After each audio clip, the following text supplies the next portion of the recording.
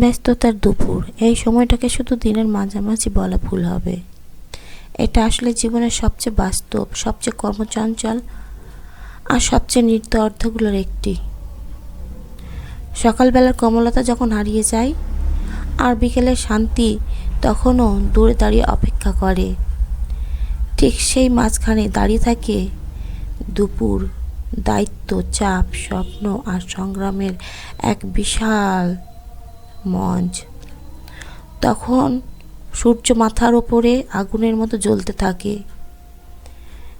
যেন সে পুরো পৃথিবীকে তাড়া দিচ্ছে, থামো না, দেরি করো না। সময় কিন্তু কাউকে অপেক্ষা করে না, সময় সময়ের মতনই চলতে থাকে। মানুষকে সে সময়ের মতো কাজ করতে হয়। শহরের রাস্তাগুলো তখন যেন দম নিতে ভুলে যায়।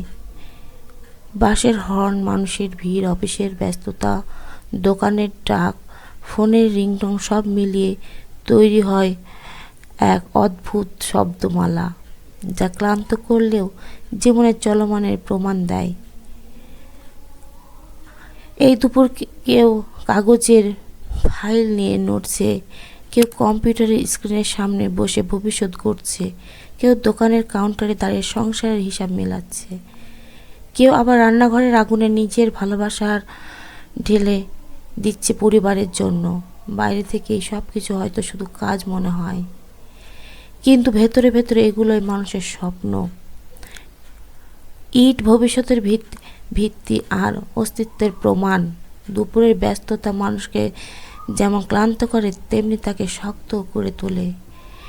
এই সময়টাতে মানুষ নিজের সীমা ছাড়িয়ে যেতে শেখে, ক্লান্ত শরীর নিয়েও এগিয়ে যেতে পারে, হাসি লুকিয়ে দায়িত্ব পালন করতে শেখে।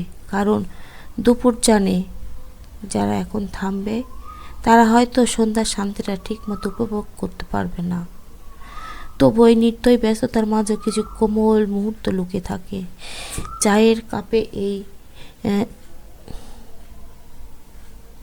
দুই চুমুক, সহকর্মীর সাথে ছোট্ট হাসি, ফোনে মায়ের কণ্ঠ শোনা, কিংবা জানালার বাইরে তাকিয়ে এক ফালি আকাশ দেখা, এই ক্ষুদ্র বিরতিগুলোই দুপুরকে শুধু কাজের সময় না বানিয়ে মানুষের সময় বানিয়ে দেয়।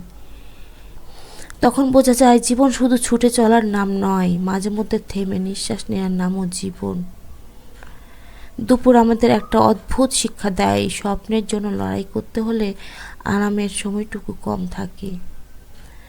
আসলে বন্ধুরা, অনেক কথাই বলে ফেলছি, তো আর ভিডিওটা বড় করব না, আর কথাও এই মুহূর্তে আর বলছে না, এখানেই শেষ করে দিই। সবাই ভালো থাকো, সুস্থ থাকো। আমিও শেষ করলাম, আবার নতুন কোনো ভিডিও নিয়ে চলে আসবো। আমি সালমা পপি। আল্লাহ হাফেজ, আসসালামু আলাইকুম।